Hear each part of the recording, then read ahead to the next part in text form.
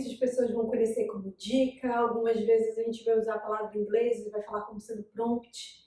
E o que é isso e qual a importância dessas dicas, dessa ajuda no processo de ensino quando a gente está falando de uma intervenção baseada na análise aplicada do comportamento, e especialmente em casos voltados para o transtorno do espectro autista. A ajuda, ela faz parte de uma estratégia para a gente aumentar o sucesso da criança, aumentar a probabilidade de que ela venha desempenhar uma determinada ação e tenha uma aprendizagem de um determinado repertório.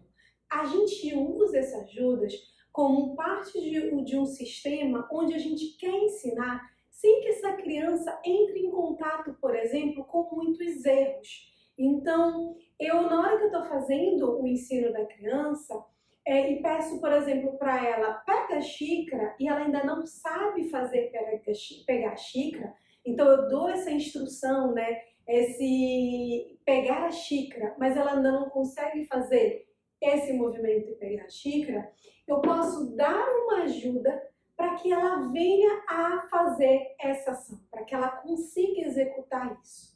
Uma das questões, quando a gente usa essa ajuda para que a criança acerte, para que ela consiga, para que ela faça, é que essa ajuda, ela deve ser retirada com o passar do tempo.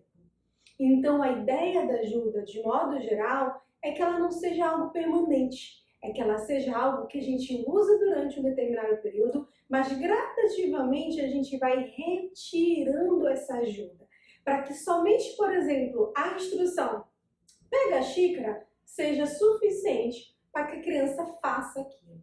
Gente, a ajuda faz parte do nosso dia a dia. Não a gente fala como um procedimento e na hora a gente vai estruturar e decidir qual tipo de ajuda vai usar, de que forma, como vai retirar. Então, desse modo é um procedimento. Mas a gente usa a ajuda para ensinar e no nosso rotina o tempo todo. Então, por exemplo, você está em casa com uma pessoa e você diz, eu estou cozinhando aqui e diz, me passa o sal. Aí a pessoa fica, onde está o sal? E você diz, ali, ó. E você aponta onde está o sal. Esse apontar é uma forma de ajuda para que a pessoa consiga identificar onde está o sal e trazer para você. Na escola, por exemplo, a gente vai usar muito ajuda, então a professora está ensinando, aí ela escreve pato, a criança está lendo, a criança fica pá, aí a professora tô. Esse tô que ela fala para a criança repetir, por exemplo, é uma forma de ajuda. Então, a gente usa de estratégias com ajuda o tempo todo. Um bilhetinho que eu deixo para não esquecer de fazer uma determinada ação, também uma forma de dica, uma forma de ajuda para que eu venha lembrar disso. O nosso ambiente, ele é muito estruturado com formas de ajuda. A gente conta muito com vários tipos de ajuda para que a gente venha a fazer determinadas ações. Mesmo nós, mesmo adultos, mesmo independente de qualquer coisa.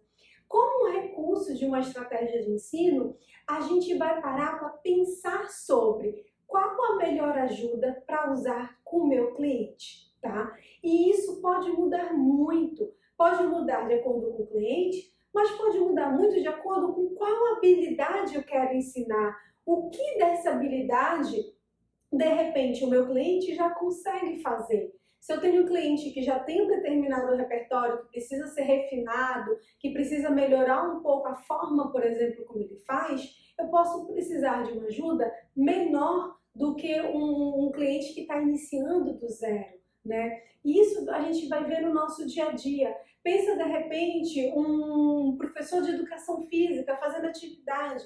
Ele pede para a criança fazer correr e pular, a criança não consegue. Ele vai lá e dá a mão e dá ajuda para essa criança conseguir pular.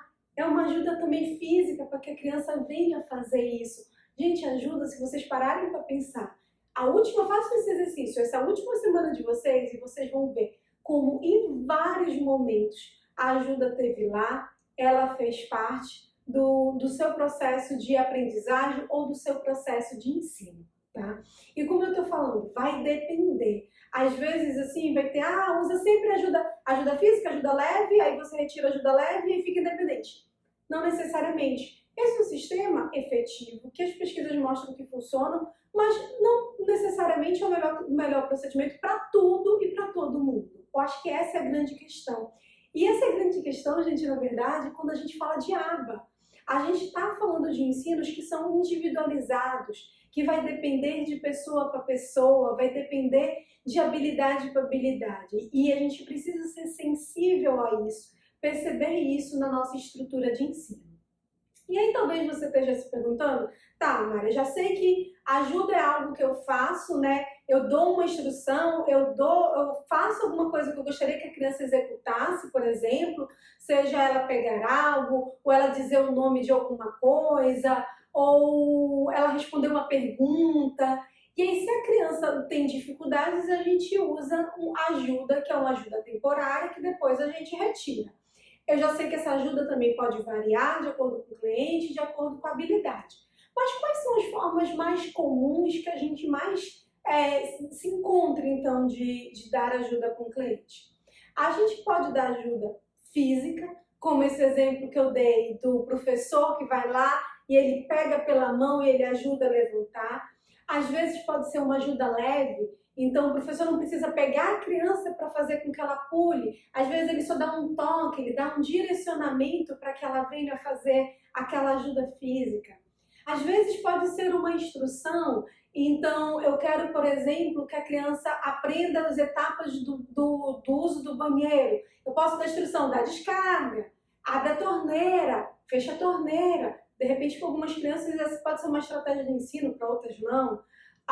Eu posso dar uma ajuda também que é vocal, mas não necessariamente uma instrução. Então, digamos que a criança ainda não sabe que o nome disso é xícara, né? Eu posso, de repente, perguntar, o que é isso?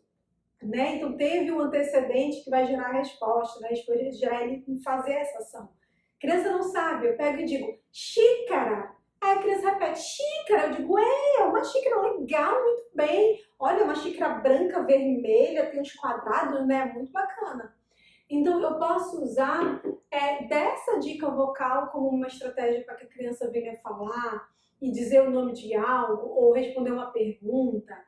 Eu posso usar de ajudas também por imitação, eu adoro.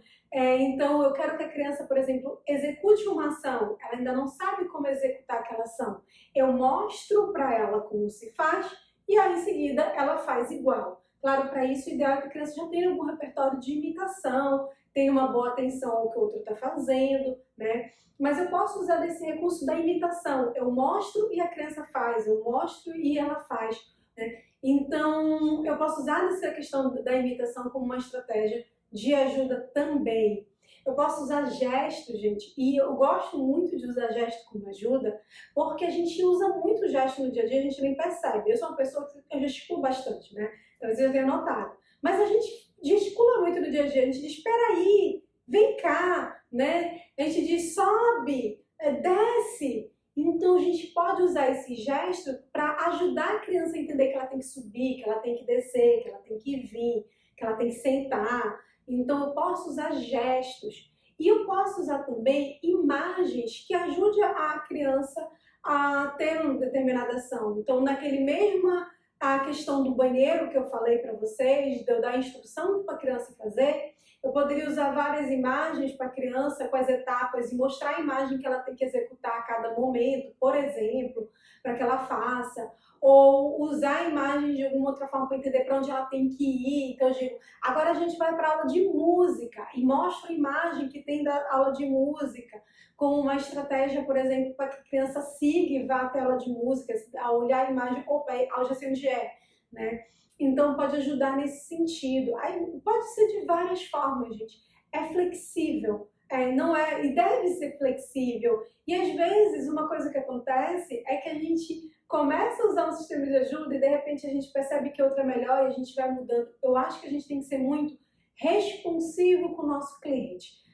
Quando a gente desenvolve um procedimento, aqueles programas, protocolos de ensino, eu sempre digo, um programa de ensino, ele é algo vivo. Ele não é algo que você faz, termina, puf, acabou. Ele é algo que ele é vivo e ele está em constante modificação de acordo com a criança, de acordo com o cliente, e os resultados que aquele procedimento está tendo no repertório da criança. Se os dados mostram que está tudo bem, que ele está aprendendo, eu mantenho. Mas se eu percebo, por exemplo, que tem alguma coisa que não está legal, ele não está aprendendo também, eu devo rever aquilo. Eu devo revisitar aquele procedimento e mudar e pensar sobre outras estratégias e outras formas de ensino, tá?